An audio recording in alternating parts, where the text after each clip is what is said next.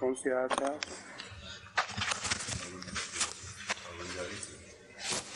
جاری تھی.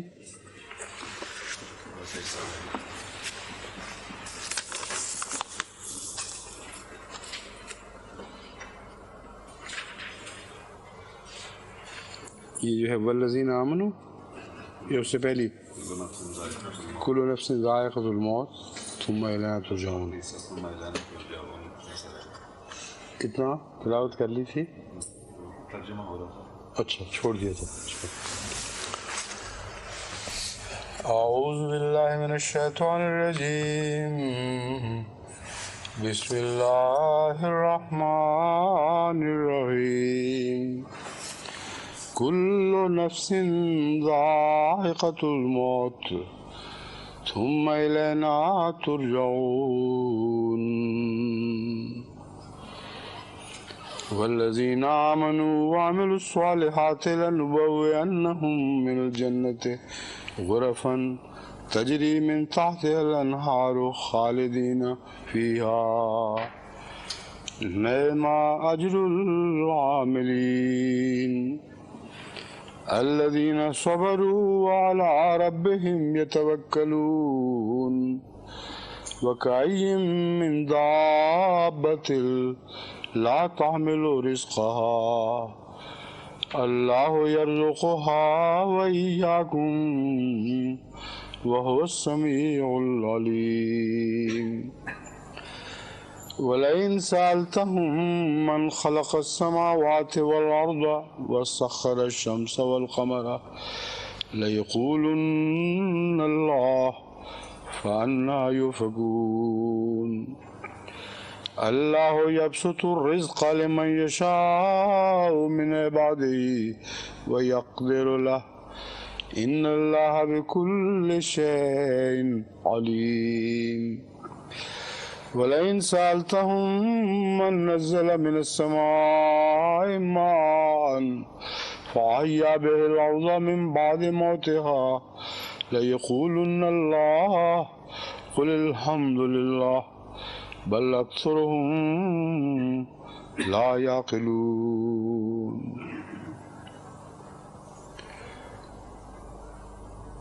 کل نفس ذائقۃ الموت ثم الینا ترجعون.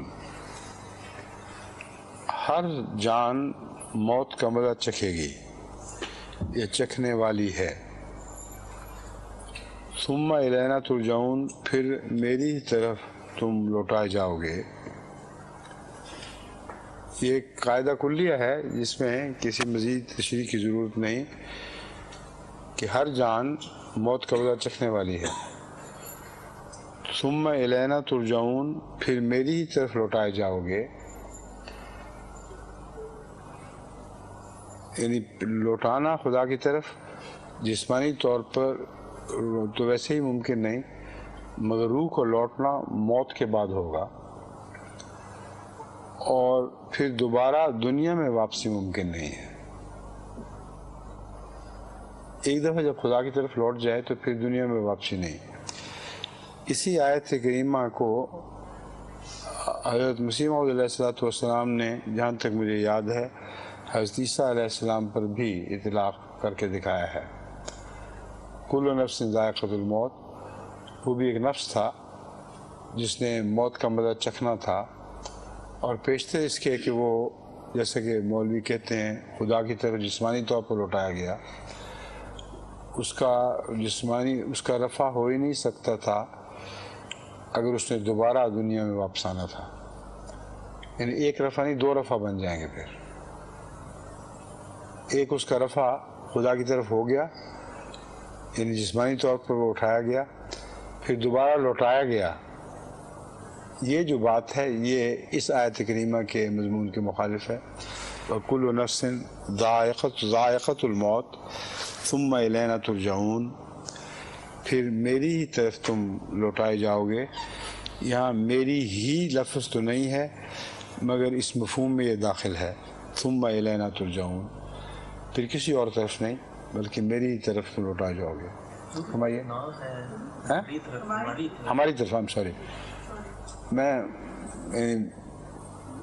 اس لفظ کو دیکھ کر نہیں، عمومی ترجمہ کر رہا ہوں اپنے ذہن میں تشریحی طور پر کہ اللہ کی طرف الینا ہے لفظ، پھر ہماری طرف ہی تم لوٹائے جاؤ گے۔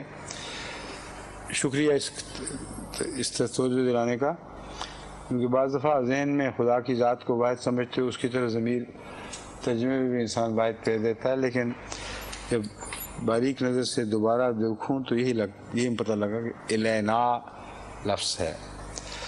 والذین آمنوا وعملوا الصالحات، وہ لوگ جو ایمان لائے، وعملوا الصالحات اور نیک اعمال بجا لائے، لنبوئنہم من الجنت غرفا، ہم انہیں ضرور جنت میں اچھا ٹھکانہ دیں گے، غرفاً جو چوباروں والا یعنی بالا خانہ ہوگا۔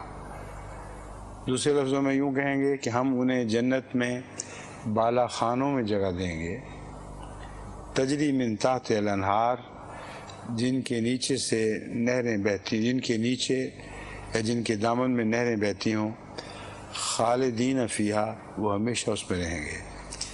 نعم اجر العاملین، عمل کرنے والوں کا اجر، جو اچھا کام کرنے والے ہیں، العاملین، اچھا ہی اجر ہوا کرتا ہے۔ اس آیت کریمہ میں جو بالا خانے ہیں، اس سے مراد کیا ہے؟ کیا کوئی جسمانی یا مادی مکان ہوں گے جن کے اوپر وہ بیٹھے ہوا کریں گے؟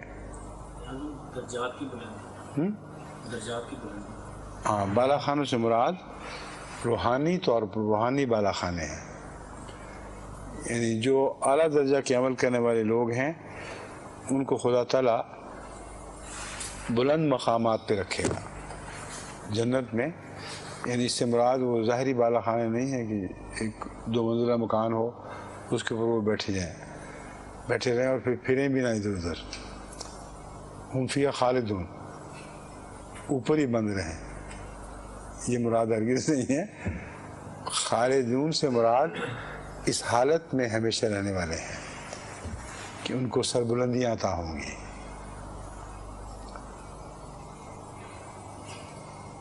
الذین صبروا وعلی ربہم یتوکلون،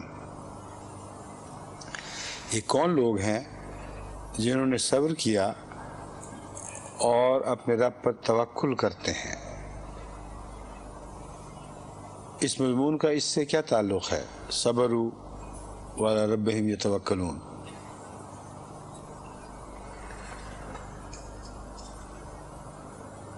بتائیں۔ توکل کا مطلب ہے کہ صبر کریں۔ اس سے پہلے آیات پڑھیں تو آپ کو سمجھ آ جائے گی۔ یا عبادی الذین آمنوا ان ارضی واسعۃ فایای فاعبدون، مضمون چل رہا تھا دشمنوں کے مظالم کا۔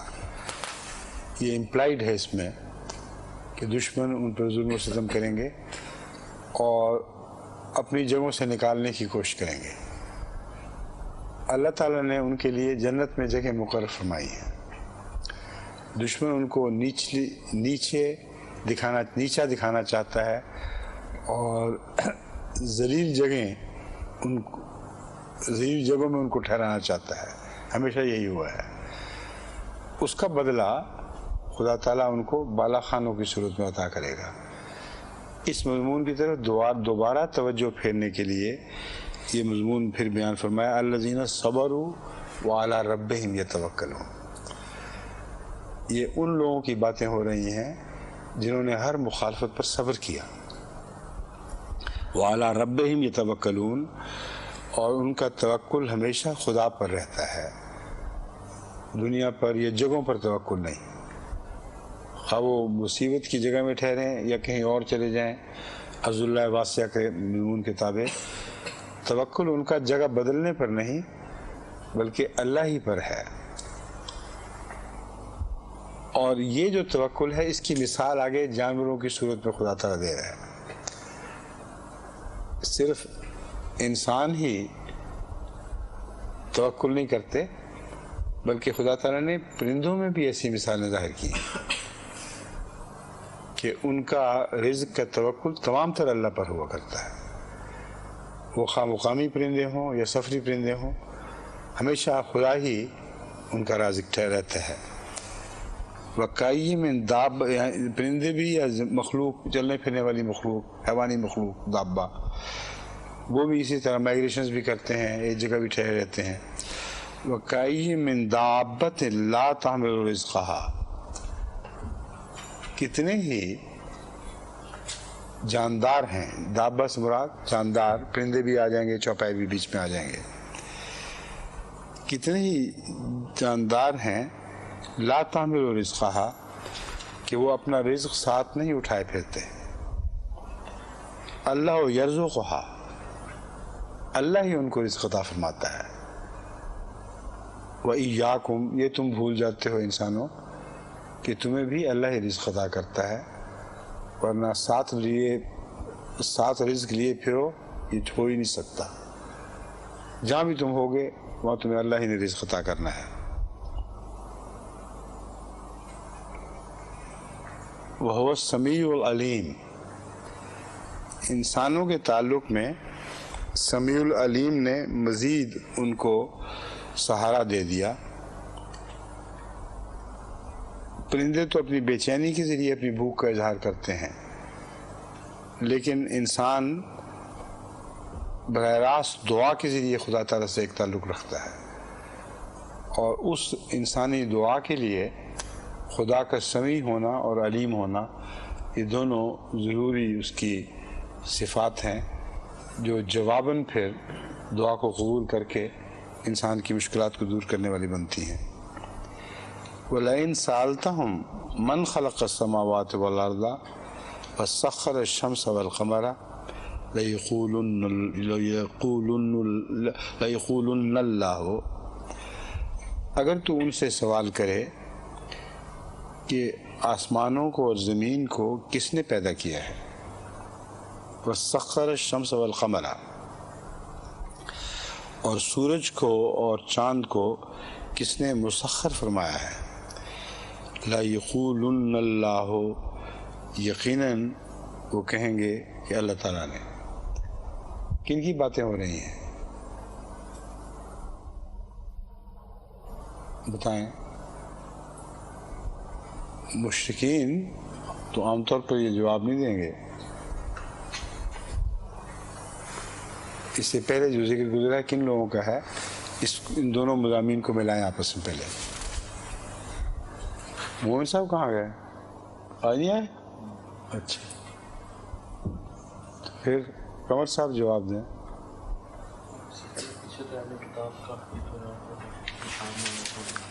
ہاں،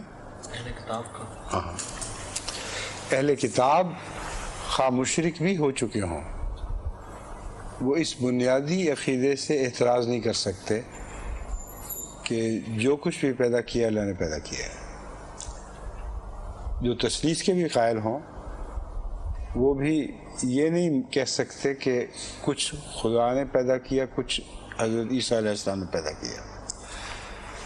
کائنات کی تسخیر اور کائنات کو پیدا کرنا اور اس کے بعد اس کی تخلیق کرنا، یعنی اس کو مختلف شکلوں میں آگے بڑھانا، یہ سب اہل کتاب کے نزدیک اللہ ہی کا کام ہے۔ بس وہ جواب یہ دیں گے مجبوراً کہ ہاں اللہ ہی نے پیدا کیا ہے۔ قل الحمدللہ کو سب صرف تعریف اللہ ہی کے لیے ہے، جس کا مطلب یہ ہے کہ اس کائنات کی سب خوبیاں بنانے والے ہی کی طرف پھرتی ہیں، بس کسی دوسرے اور تیسرے وجود کا سوال ہی نہیں اٹھتا۔ الحمدللہ ان ساری چیزوں میں جو مختصر بیان فرما دی گئیں حمد ہے۔ اس سے پہلے ہے ابھی جی فَأَنَّا يُؤْفَكُونَ، انا یؤفکون، یہ بھول گیا، 62۔ ہاں یہ بھول گیا تھا ترجمہ کرنا۔ فَأَنَّا يُؤْفَكُونَ، پھر وہ اور کس طرح بھاگے پھرتے ہیں، مطلب یہ ہے کہ یہ بات کہہ کر ان کو حق ہی نہیں رہتا کہ وہ کسی اور خدا یا خدا کے شریک کی باتیں کریں۔ یؤفکون میں الٹائے جاتے ہیں، اور کس طرف وہ اٹھائے جاتے ہیں یا الٹائے جاتے ہیں۔ یوفکون سے مراد یہاں ان کے جو کرتا دھرتا اور بڑے لوگ اور ان کے رہنما ان کو بہکا دیتے ہیں اور الٹی پلٹی عفق کی باتیں ان کو سکھاتے ہیں. تو یہ مراد ہے اس میں کہ پھر وہ کس طرف لے جائے جا رہے ہیں، کس اور سمت میں بہکائے جا رہے ہیں. یوفکون کا مطلب یہ بنتا ہے اللہ یبسط الرزق لمن یشاء من عبادہ. یہ میں نے چھوڑ دیا تھا اس مضمون کے تسلسل کے لحاظ سے تو وہی بنے گا جو میں نے پہلے بیان کیا، اس میں کوئی فرق نہیں پڑتا. لیکن چونکہ میں لفظاً اس آیت کا ترجمہ کرنا بھول گیا تھا، وہ بیان کر دیتا ہوں. اللہ یبسط الرزق لمن یشاء من عبادہ ویقدر له. یہ خدا جس کا ذکر گزرا ہے یہی ہے جو اپنے بندوں کے لیے رزق کو کشادہ کرتا ہے اور انہی میں سے بعض کے رزق کو تنگ بھی کرتا ہے. ان اللہ بکل شیء علیم. یقیناً اللہ تعالیٰ ہر چیز کا علم رکھتا ہے. اس میں یبسط الرزق لمن یشاء من عبادہ ویقدر له، اس میں ضروری نہیں ہے کہ اللہ کے نیک بندوں کا رزق ضرور ہی کشادہ ہو. میں نے واضح ہی نے یہ بتا دیا کہ جو واقعتاً اللہ کے بندے ہیں، بعض حکمتوں کے پیش نظر اللہ ان کا رزق کشادہ بھی کر دیا کرتا ہے اور رزق تنگ بھی کر دیتا ہے. ان اللہ بکل شیء علیم. اور یہ فیصلہ خدا کا اس کے علم پر مبنی ہوتا ہے. اور اس کی تفسیر قرآن کریم میں اور جگہ بھی آتی ہے، کیوں بعض نیک بندوں کو رزق تنگ کرتا ہے، کون سا علم ہے جس کی بنا پر ایسا کیا جاتا ہے. لیکن دنیا میں ہم دیکھتے ہیں کہ بعض بندے جو غربت سے آزمائے جاتے ہیں اس پر قائم رہتے ہیں، ان کے لیے وہی نعمت بن جاتی ہے. اور بعض دولت سے آزمائے جاتے ہیں اور قائم نہیں رہتے، ان کے لیے وہ ہلاکت کا موجب بن جاتا ہے. پس جو خدا کے بندے ہیں، جب ان کا رزق خدا تعالیٰ کو کشادہ کرتا ہے، تنگ کرتا ہے، تو ہر حالت میں وہ اللہ کو پا لیتے ہیں اور اس سے بہکتے نہیں. وَلَئِن سَأَلْتَهُم مَّن نَّزَّلَ مِنَ السَّمَاءِ مَاءً فَأَحْيَا بِهِ الْأَرْضَ مِن بَعْدِ مَوْتِهَا لَيَقُولُنَّ اللَّهُ. اب رزق کی جو سورس ہے وہ آسمان سے اس پانی کا نزول ہے جو جسمانی طور پر اترے تب جسمانی رزق پہ منتج ہوگا، روحانی طور پر اترے تو کلام الہی کی صورت میں انسان کی روح کی غذا کا موجب بنتا ہے.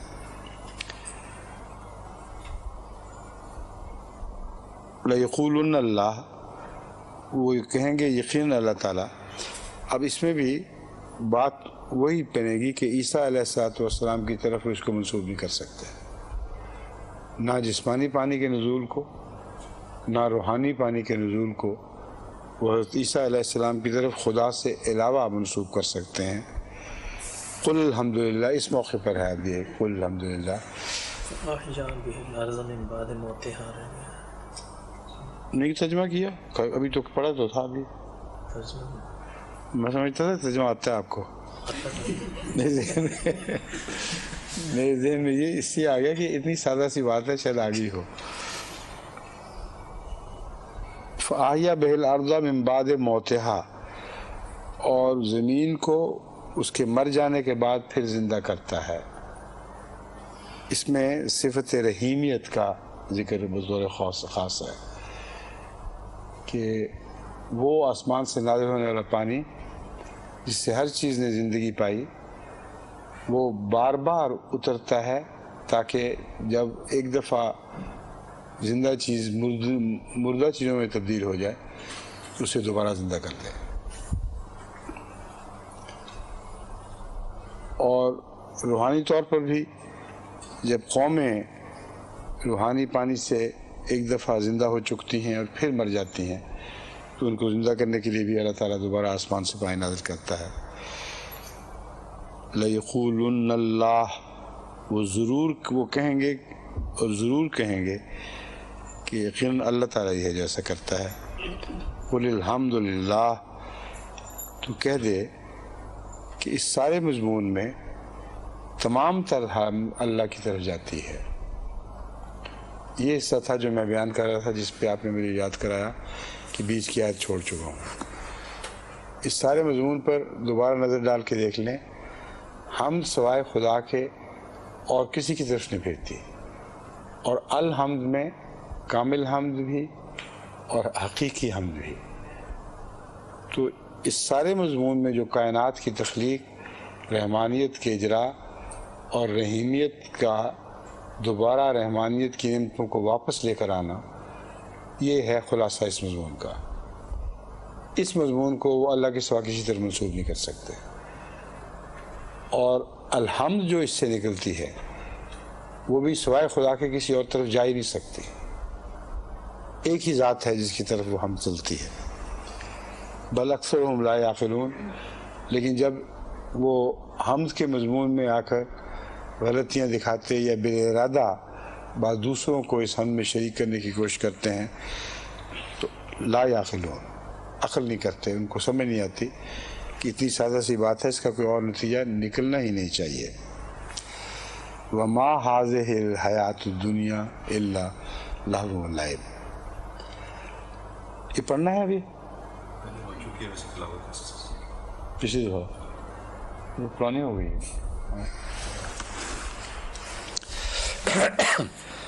اعوذ باللہ من الشیطان الرجیم، بسم اللہ الرحمن الرحیم۔ ما هذه الحیات الدنیا، اچھا واہ نچلے صفحے میں، یہاں واو پچھلے صفحے میں درج ہے، جو سمجھ میرے سامنے ہم آئی ہے، اس لیے میں واو چھوڑ گیا تھا۔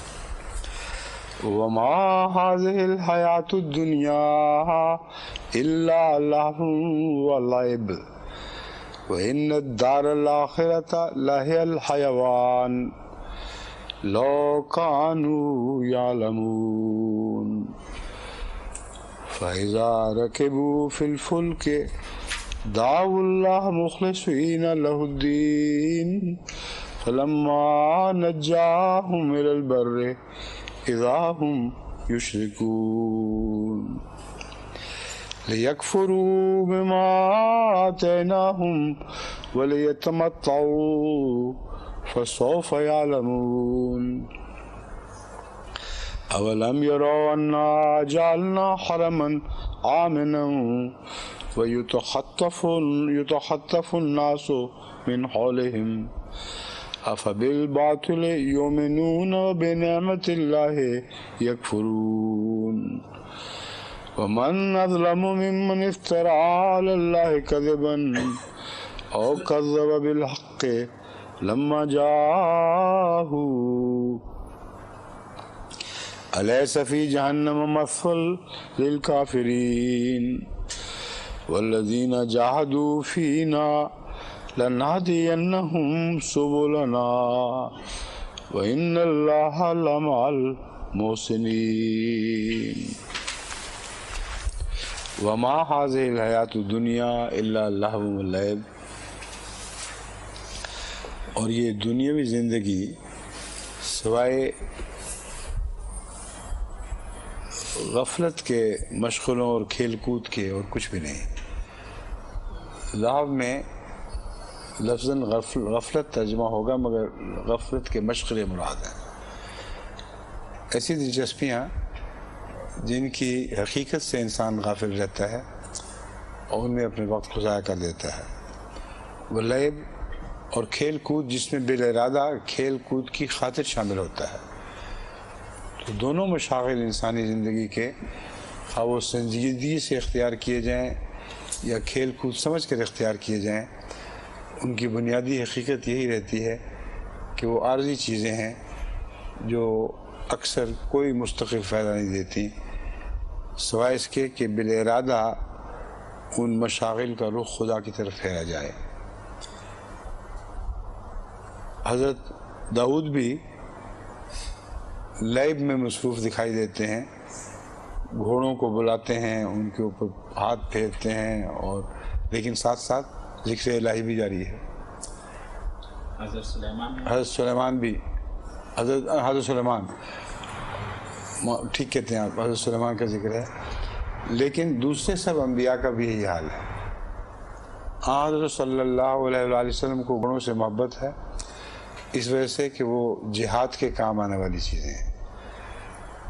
تو وہ مشاغل جو انسان لعب کے طور پر بھی اختیار کرتا ہے، اگر اس کا خدا سے تعلق ہو تو اس کا رخ بھی وہ خدا کی طرف پھیر کے اس کو عبادت میں تبدیل کر دیا کرتا ہے. ورنہ یہ ساری چیزیں بیکار جانے والے مشغلے ہیں جس سے انسان کو کچھ بھی فائدہ نہیں ہوتا. وَإِنَّ الدَّارَ الْآخِرَةَ لَهِيَ الْحَيَوَانُ، اور آخرت کا گھر ہی ہے جو رہنے والا گھر ہے، یعنی وہ زندگی کا منبع ہے. الحیوان سے مراد وہ زندگی جو اس دنیا میں آخرت کی زندگی کے حوالے سے صرف ہو، وہ بھی الحیوان بن جائے گی، اور وہ زندگی جو مرنے کے بعد نصیب ہوگی وہ تو الحیوان ہے ہی. لو کانوا یعلمون، کاش وہ اس حقیقت کو سمجھ لیتے یا جان لیتے. فَإِذَا رَكِبُوا فِي الْفُلْكِ دَعَوُا اللَّهَ مُخْلِصِينَ لَهُ الدِّينَ، جب وہ کشتی پر سوار ہوتے ہیں دعوا اللہ مخلصین لہ الدین، اپنے رب کو اللہ کو پکارتے ہیں اس کے لیے دین کو خالص کرتے ہوئے. فلما نجاہم الی البر اذا ہم یشرکون، جب اللہ تعالیٰ انہیں یعنی وہ انہیں خشکی کی طرف نجات دے دیتا ہے اذا ہم یشرکون، تو پھر مان وہ خدا کا شریک ٹھہرانے لگتے ہیں. کیوں یہ کون لوگ ہیں؟ حدیری صاحب،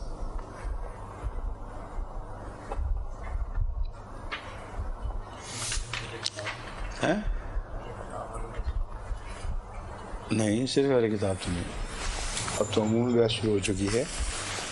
ما ھذہ الحیات الدنیا الا لہو و لعب، یہ ایک جنرل یونیورسل سٹیٹمنٹ ہے جس کا تعلق نہ کسی زمانے سے ہے نہ کسی جگہ سے ہے. ساری کائنات پر اطلاق پانے والا یہ مضمون ہے، جس کے بعد اس سے انحراف کرتے ہوئے اس کے ایک خاص حصے کو نمایاں کرنے کی خاطر ان الدار الآخرۃ لہی الحیوان یہ بیان ہوا ہے. اللہ و لعب کو بھی انسان حیوان میں تبدیل کر سکتا ہے، یعنی دار الآخرت کے لیے استعمال کر سکتا ہے. چنانچہ جب خدا کے نیک بندے سواری کرتے ہیں سبحان الذی یہ عرض کرتے ہیں سبحان الذی سخر لنا ھذا وما كنا له مقرنین وانا الی ربنا لمنقلبون. تو یہ مضمون ہے جو نیک بندوں کا مضمون ہے. مگر کشتی پر جب یہ سوار، اگر ان نیک بندوں کی بات چل رہی ہو تو کشتی پر سوار لوگوں کا مضمون کچھ اور طرف لے جاتا ہے. اس میں مخلصین لہ الدین کے منافی اگلی بات ہے. بس یہ بیچ میں لوگ کہاں سے آ گئے؟ یہ کون سے لوگ ہیں جو خدا کو مخلص کرتے ہوئے کشتی میں اس کو پکارتے ہیں؟ سمجھیں آپ اشکال کی شکل؟ اب واضح کریں اس کو.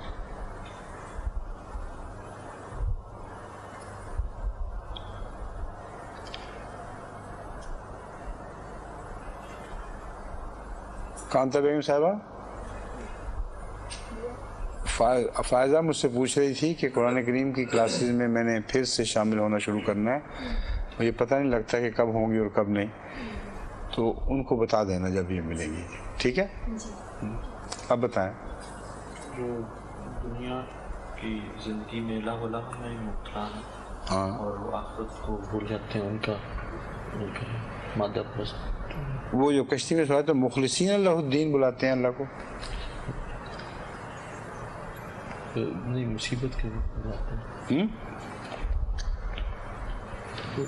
دوسری آیت فَإِذَا رَكِبُوا فِي الْفُلْكِ دعوا اللہ مخلصین لہ الدین،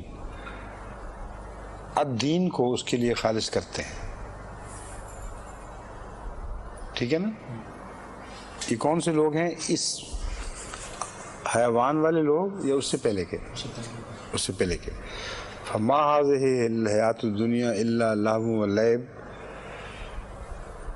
یہ وہ لوگ ہیں جن کے متعلق آیا ہے دعوا اللہ مخلصین لہ الدین. ہمیشہ ہر حالت میں تو وہ خدا کو نہیں پکارتے مخلصین لہ الدین. ان کو اس آیت میں کچھ ایسا مضمون حذف ہے جو دوسری آیت میں وضاحت سے بیان ہوا ہے. اس لیے ہر آیت میں بعض دفعہ تمام تر مضمون کو آپ مذکور نہیں پائیں گے. اس کی مثال میں یہ آیت بھی ہے. قرآن کریم نے دوسری جگہ یہ بات خوب کھول دی ہے کہ جب نرم نرم ہوائیں چلتی ہیں اس وقت ان کو اللہ یاد نہیں آ رہا ہوتا، مزے سے بیٹھے ہوئے ہوتے ہیں کشتیوں میں. جب ہواؤں کو رخ پلٹتا ہے اور سمندر میں ہیجان پیدا ہو جائے پھر ان کو خدا یاد آتا ہے، اور اس وقت خالصتاً اللہ یاد آتا ہے.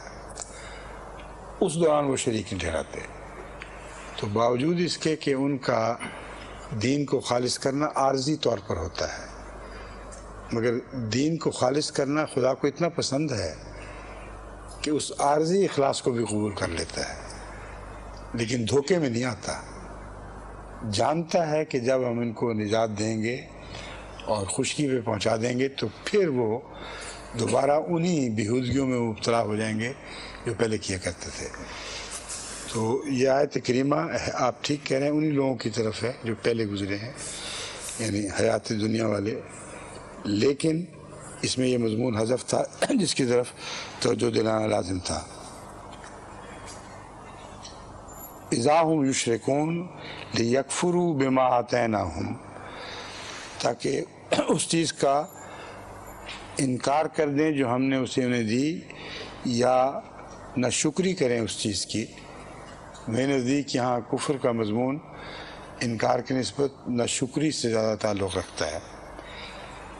ہم نے جو کچھ انہیں عطا کیا، سواریاں اور گھوڑے اور کشتیاں اور جہاز، اور جو نعمت ان کو عطا کی کہ ڈوبتے ہوئے کو بچا لیا، ان سب چیزوں کی جو لوگ ناشکری کریں وَلِيَتَمَتَّعُوا فَسَوْفَ يَعْلَمُونَ، تو وہ ناشکری پر فوراً نہیں پکڑے جاتے.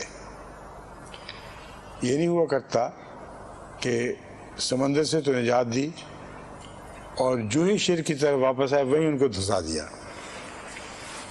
اللہ تعالیٰ حوصلہ دکھاتا ہے، پھر حلم دکھاتا ہے ان سے.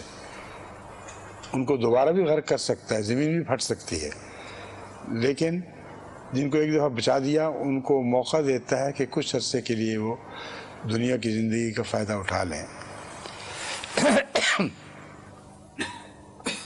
وَلِيَتَمَتَّعُوا، تاکہ وہ دنیا کی زندگی کچھ فائدہ اٹھائیں. فَسَوْفَ يَعْلَمُونَ، پھر آخر کار وہ جان لیں گے. فَسَوْفَ ضرور جان لیں گے کے معنوں میں بھی ہے، اور کچھ عرصے کے بعد کچھ عرصے کے بعد جان لیں گے. یہ مضمون بھی اس کے ساتھ تعلق رکھتا ہے. اولم یروا انا جعلنا حرما آمنا ویتخطف الناس من حولہم، کیا وہ انہوں نے نہیں دیکھا کہ ہم نے حرم کو امن کی جگہ یا امن دینے والی جگہ بنایا ہے. وَيُتَخَطَّفُ النَّاسُ مِنْ حَوْلِهِمْ، اور ان کے ارد گرد سے لوگ اچکے جاتے ہیں، یعنی ان پر انسان بھی ظلم کرتے اور ڈاکے پڑتے یا وہ لوگ قتل کیے جاتے. تو غرضی کے ارد گرد جو حرم کا ماحول ہے اس میں وہ حفاظت نہیں ہے مسافروں کے لیے جو حرم میں حرم کے ساتھ متعلق ہے. افبالباطل یؤمنون وبنعمت اللہ یکفرون، تو پھر کیا وہ باطل پر ایمان لائیں گے اور اللہ کی نعمت کا انکار کریں گے. ان مضامین کا آپس کا تعلق اور یہ سوال یا کن معنوں میں اٹھایا جا رہا ہے اس کو اچھی طرح سمجھ لینا ضروری ہے. شمس صاحب فرمائیے.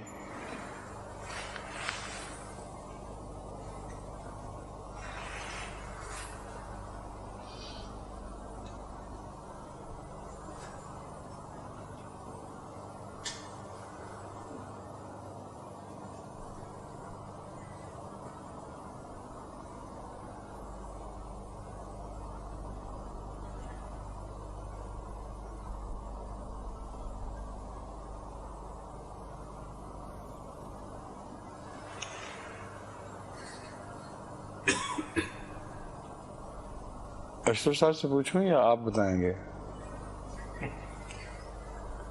اشرف صاحب تو تیار ہیں ہر وقت. کوئی اور روشنی ڈالیں اس بات پر، کیونکہ قرآن کریم کی آیات مربوط ہوتی ہیں اور ایک مضمون تسلسل سے چلتا ہے. کبھی یہ نہیں ہوا کہ بے تعلق باتیں شروع ہو جائیں. کشتی کے ساتھ اس مضمون کو بیان کرنے کے بعد حرم کی بات کیوں شروع ہو گئی؟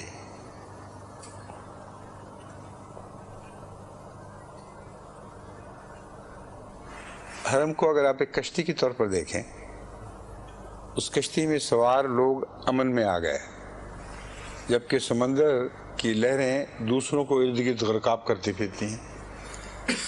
لیکن ان کا امن میں آنا لازم نہیں ہے، لازم قرار نہیں دیتا کہ وہ دیندار بھی ہوں اور شرک کی طرف نہ لوٹنے والے ہوں. تو حرم جو امن دیتا ہے وہ بھی اس کشتی کی طرح جس میں خدا کے پاک مخلص بندے بھی سوار ہوتے ہیں اور وہ جو وقتی طور پر امن چاہتے ہیں وہ سب ملے جلے ہوتے ہیں.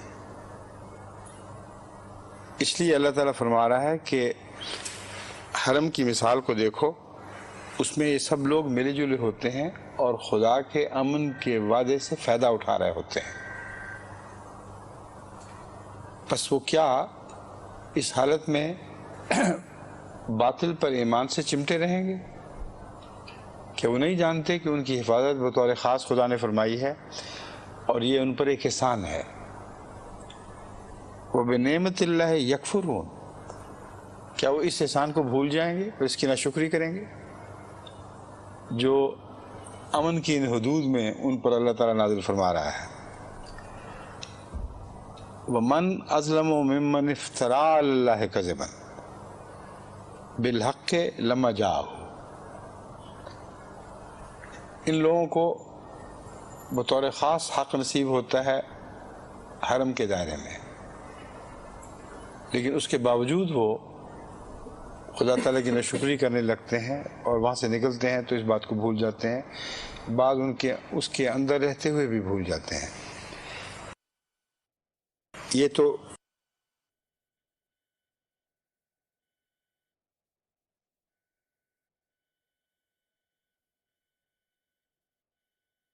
پہنچا تو اس نے اس کو جھٹلا دیا. ان دونوں صورتوں میں وہ اظلم ہوگا. اللہ پر افترا باندھنے والا یا سچا الہام کسی تک پہنچے تو اسے وہ جھٹلا دے.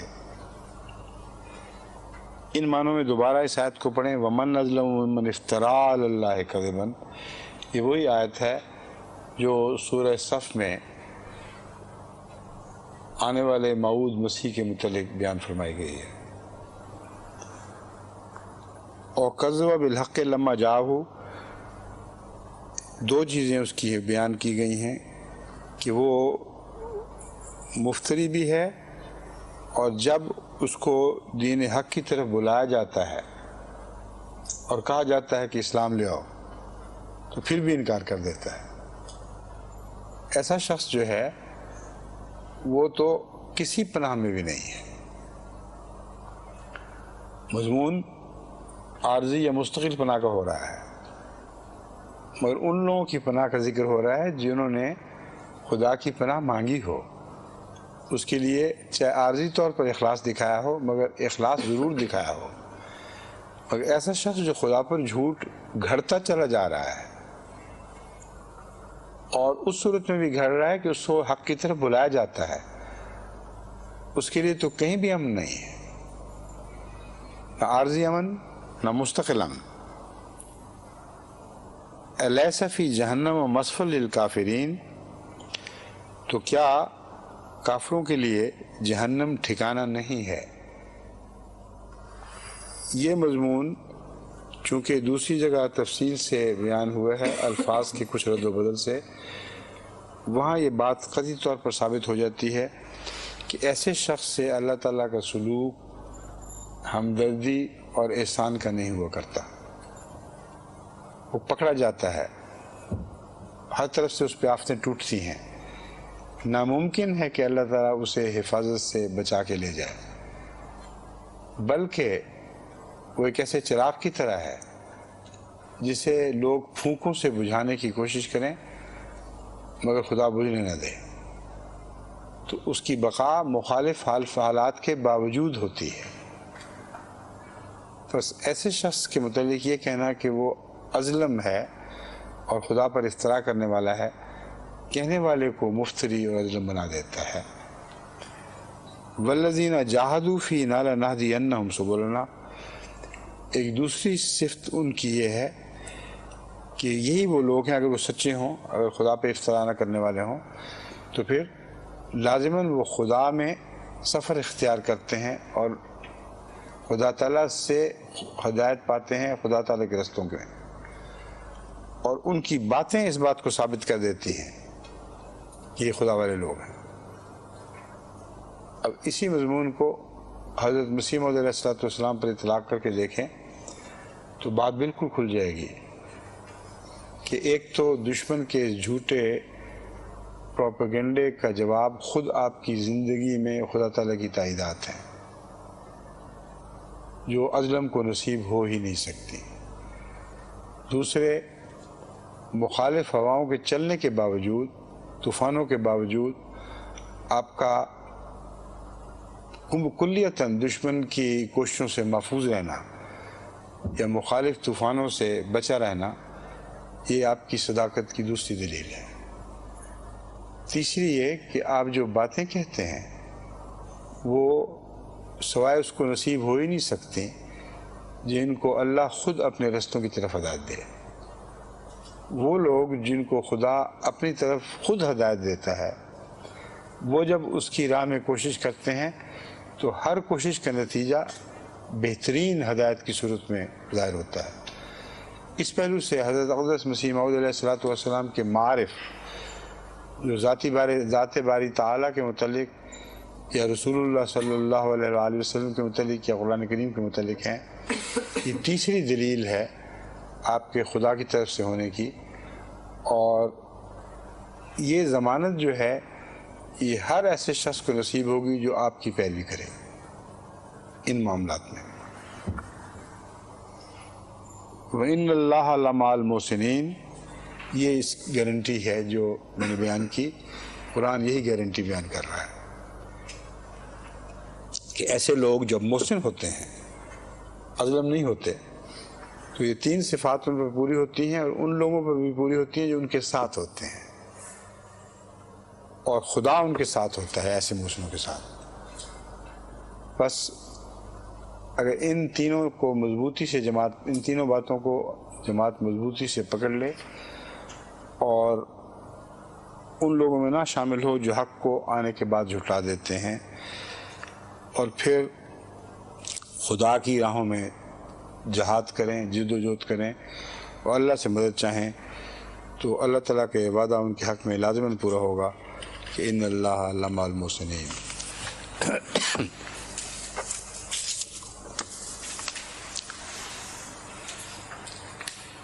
گرم پانی پیاری تھوڑی سی ابلتا ہوا پانی نہ ہو جو ہونٹوں کو بھی جلائے اور زبان کو بھی، ذرا سا گرم پانی ہو. بات سنو، کہاں جا رہی ہو؟ کہاں سے ہے انتظام؟ وہ ابھی گیا. لو جی،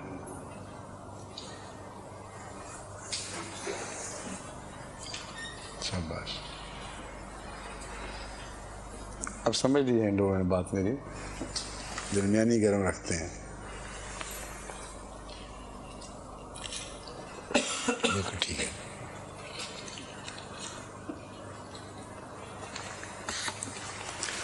أعوذ بالله من الشيطان الرجيم بسم الله الرحمن الرحيم ألف لام ميم غلبت الروم في أدنى الأرض وهم من بعد غلبهم سيغلبون في بضع سنين لله الأمر من قبل ومن بعد ويومئذ يفرح المؤمنون بنصر الله ينصر من يشاء وهو العزيز الرحيم وعد الله لا يخلف الله وعده ولكن أكثر الناس لا يعلمون يعلمون ظاهرا من الحياة الدنيا يعلمون ظاهرا من الحياة الدنيا وهم من الآخرة هم غافلون أولم يتفكروا في أنفسهم ما خلق الله السماوات والأرض وما بينهما إلا بالحق وأجل مسمى وإن كثيرا من الناس بلقاء ربهم لكافرون أولم يسيروا في الأرض فينظروا كيف كان عاقبة الذين من قبلهم كانوا أشد منهم قوة وأثاروا الأرض وعمروها أكثر مما عمروها وجاءتهم رسلهم بالبينات فما كان الله ليظلمهم ولكن كانوا أنفسهم يظلمون ثم كان عاقبة الذين أساءوا السوء أن كذبوا بآيات الله وكانوا بها يستهزئون. اللہ کے نام کے ساتھ جو بے انتہا رحم فرمانے والا، بن مانگے دینے والا اور بار بار رحم فرمانے والا ہے. الف لام میم. ان اللہ عالم، میں اللہ ہوں، سب سے زیادہ جانتا ہوں. غلبت الروم، روم یعنی روم کی سلطنت، اہل روم. فی ادنى الارض، غلبت فی ادنى الارض، قریب کی زمین میں مغلوب ہو گئے،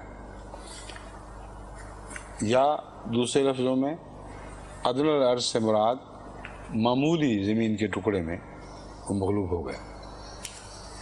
ایک ایسا زمین کا ٹکڑا جو اتنا زیادہ نہیں ہے کہ اسے گویا کہ حقیقت میں ان کی مغلوبیت یعنی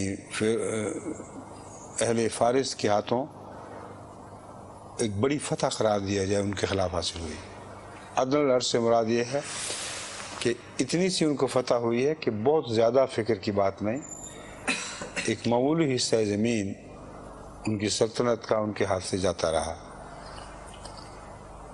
وَهُمْ مِنْ بَعْدِ غَلَبِهِمْ سَيَغْلِبُونَ، اور وہ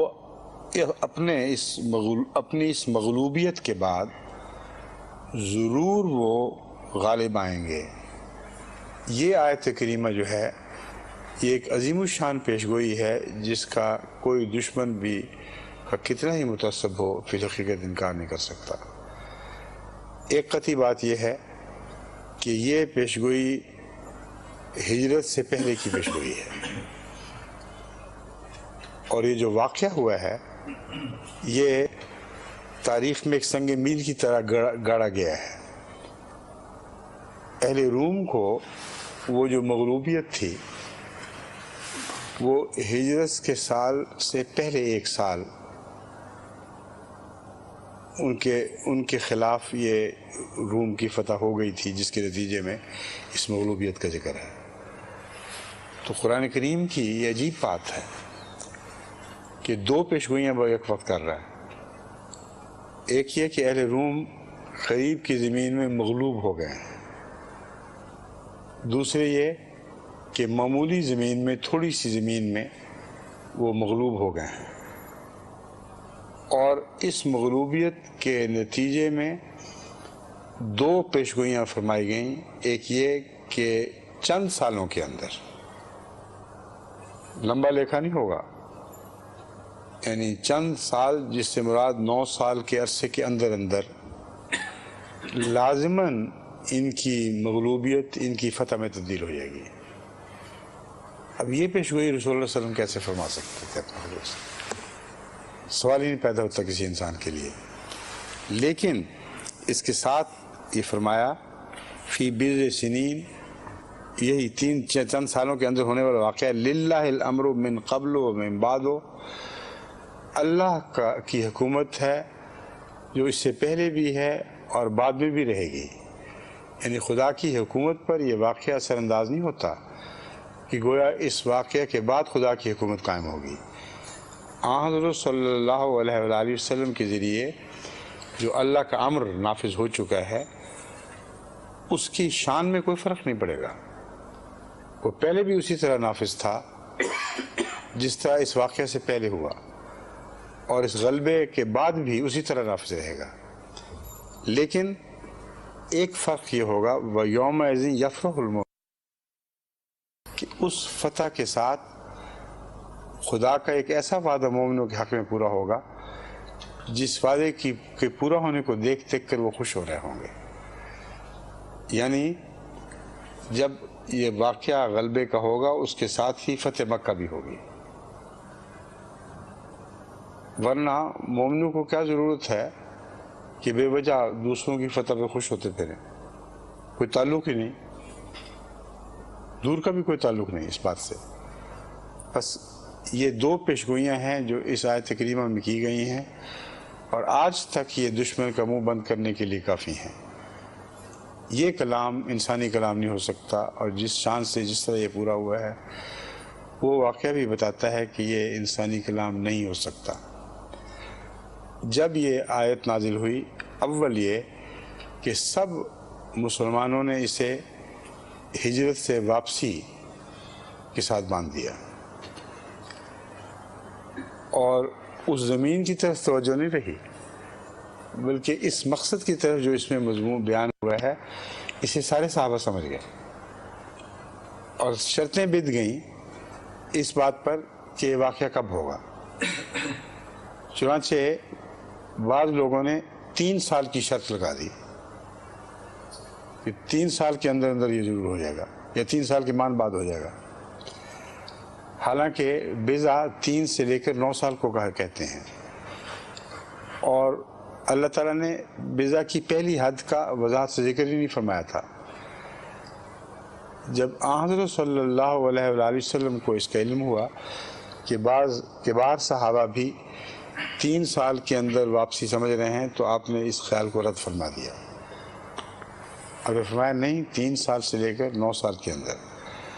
تو یہ جو مضمون ہم اب بیان کر رہے ہیں یہ کوئی آفٹر میتھ کا مضمون نہیں ہے جیسا کہ واقعہ کے ہونے کے بعد ذہن میں آتا ہے، بلکہ وہ مضمون ہے جو واقعہ کے گزرنے سے پہلے حضرت صلی اللہ علیہ وآلہ وسلم اور آپ کے صحابہ کے ذہن میں بالکل واضح تھا.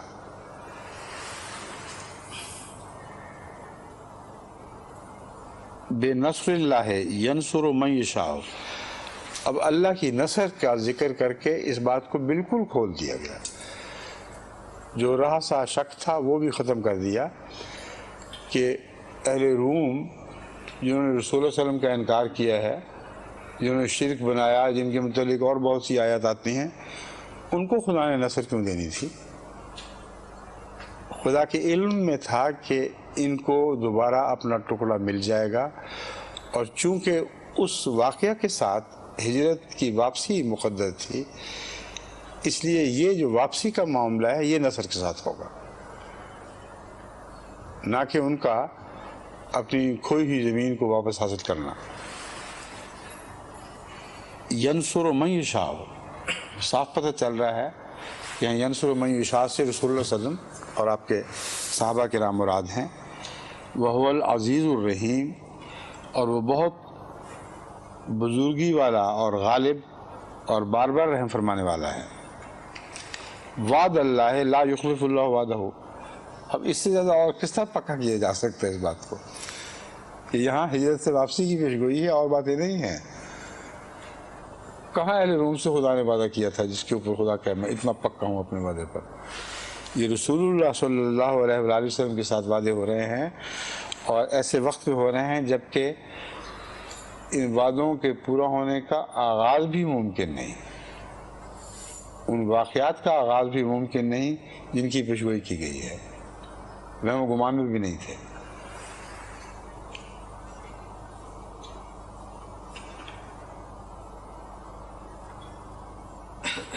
میں اب دوبارہ دیکھ رہا ہوں کہاں سے میں نے چھوڑا تھا کہ شمس سے مجھے یاد نہ کرائیں پھر۔ وَلَٰكِنَّ أَكْثَرَ النَّاسِ لَا يَعْلَمُونَ، لیکن اکثر لوگ یہ وہ یاد کرانے والی بات آگئی۔ وَهُوَ الْعَزِيزُ الرَّحِيمُ کے بعد ہے وعد اللہ لا يخلف اللہ وعدہ، یہ پڑھ چکا ہوں نا میں اتنا۔ وَلَٰكِنَّ أَكْثَرَ النَّاسِ لَا يَعْلَمُونَ، لیکن اکثر لوگوں کو علم ہی نہیں ہے ان باتوں کا کہ یہ وعدے کیسے تھے اور کیوں ہو رہے ہیں، اس مضمون سے اکثر دنیا بے خبر ہے۔ یعلمون ظاہرا من الحیات الدنیا، وہ دنیا کی زندگی کے ظاہری رونما ہونے والے واقعات کو تو دیکھ لیتے ہیں۔ وہم عن الآخرۃ ہم غافلون، اور یہ واقعات کس آخری نتیجے پر منتج ہوتے ہیں اور کن کی آخرت کو بہتر بنائے جاتے ہیں، ان باتوں سے یہ بے خبر رہتے ہیں۔ غافلون، بے خبر۔ اولم یتفکروا فی انفسہم ما خلق اللہ السماوات والارض وما بینہما الا بالحق واجل مسمى، کیا ان لوگوں نے خود اپنے نفس میں غور کر کے نہیں دیکھا؟ ما خلق اللہ السماوات والارض، خدا تعالیٰ نے آسمانوں اور زمین کو پیدا نہیں کیا، وما بینہما، اور اس چیز کو جو ان دونوں کے درمیان ہے، الا بالحق واجل مسمى، مگر حق کے ساتھ اور ایک معین مدت کے ساتھ پیدا کیا۔ وَإِنَّ كَثِيرًا مِنَ النَّاسِ بِلِقَاءِ رَبِّهِمْ لَكَافِرُونَ، اور اکثر لوگوں میں سے اکثر اللہ کی لقاء ہی کا انکار کر دیتے ہیں۔ سبحان ما خلقت ھذا باطلا والی آیت کی طرف یہ مضمون اشارہ کر رہا ہے، لیکن اس میں بعض ایسی باتیں ضمناً بیان ہو رہی ہیں جن کی طرف رسول اللہ صلی اللہ علیہ وسلم کی بحیثیت ایک بشر کے نظر نہیں جا سکتی تھی جب تک اللہ تعالیٰ خود اس بشر کی رہنمائی نہ فرمائے۔ وما بینہما کی بحث ہے۔ اس زمانے تک اکثر سائنسدان یہ سمجھتے تھے کہ جو کچھ بھی ہمیں دکھائی دے رہا ہے وہی کچھ ہے، اور دو دکھائی دینے والی حقیقتوں کے درمیان کوئی چیز نہیں ہے۔ یہ چیز رفتہ رفتہ ان پر روشن ہونی شروع ہوئی، اور وما بینہما کا مضمون ان پر رفتہ رفتہ کھلنے لگا، یہاں تک کہ انہوں نے اس حقیقت کو پہچان لیا کہ جو روشنیاں ہمیں دکھائی دے رہی ہیں، جو توانائی کی صورتیں ہیں، وہ دکھائی دینے والی عظیم حقیقتوں کے درمیان جو خلا دکھائی دیتا ہے اس میں بھی وہ چلتی پھرتی ہیں۔ لیکن اب جو بعد میں انہوں نے دریافت کیا وہ یہ ہے کہ جو دکھائی نہیں دے رہا، جو ان دونوں کے درمیان ہے، وہ اس سے زیادہ ہے جو دکھائی دے رہا ہے، اور اس کو ڈارک میٹر کہتے ہیں۔ تو اب یہ ثابت ہو چکا ہے، اور سائنسدان اس مضمون پر مزید تفسر کر رہے ہیں کہ زمین و آسمان کے درمیان جو جو ہے وہ ایسی چیزوں سے بھرا ہوا ہے جن کو ہم میں سے صرف ایک حصے کو ہم دیکھتے ہیں، اور باقی تمام ہماری نظر سے غائب ہے، اور جو نظر سے غائب ہے وہ بہت زیادہ ہے اس سے جو نظر میں آتا ہے. بس اللہ تعالیٰ کی صفات بیان کرتے ہوئے یہ آیت کریمہ متوجہ کرتی ہے کہ انہوں نے غور کی نہیں کیا اپنے نفس میں، اور اس میں جو زمین اور آسمان میں ان کے درمیان ہے الا بالحق واجل مسمى، اس میں سے ہر ایک چیز حق کے ساتھ پیدا کی گئی ہے. اب میں یہ کہنا چاہتا ہوں کہ یہ سوال اس زمانے کے انسانوں سے ہو ہی نہیں رہا اصل میں. یہ سوال ان اہل کتاب کی نسلوں سے ہے جنہوں نے یہ دریافت کرنا تھا، ورنہ اس مکے کے بدوؤں سے یا ماحول کے بدوؤں سے پوچھتے، کسی سے بڑے عالم سے ہی پوچھتے کہ ان کے درمیان کیا ہے، تو وہ سمجھتے کہ کیا باتیں کہا ہے فضول، کچھ بھی نہیں دے رہا، چاند ستارے ہیں، زمین ہے، بس بیچ میں کچھ بھی نہیں. تو یہ سوال لازماً ان انسانوں کی طرف ہے جن کو فرمایا جا رہا ہے اولم یتفکروا، کیا انہوں نے غور نہیں کیا ہوا؟ عرب بیچارے کہاں غور کرتے تھے ان باتوں پر. اس لیے اہل کتاب ہی مراد ہیں جن کی طرف روم کی صورت لفظ روم میں اشارہ کر رہی ہے. ان کا غلبہ ضمنی اور ثانوی ہے، اصل باتیں وہی ہیں جو پہلے بیان ہو گئیں، لیکن ان کو مخاطب کر کے بتایا جا رہا ہے کہ تم تو خدا کی تمام حقیقتوں سے غافل ہو سوائے اس کے کہ جو تمہیں دکھائی دے رہی ہیں. لیکن رفتہ رفتہ خدا تمہیں عقل دے گا اور شعور دے گا، غور و فکر کی طاقت دے گا، تم نامعلوم حقیقتوں کو بھی پہچانے لگو گے. ہاں کوئی سی، ہاں اسی طرح جی. چلو جی، اب باقی پھر انشاءاللہ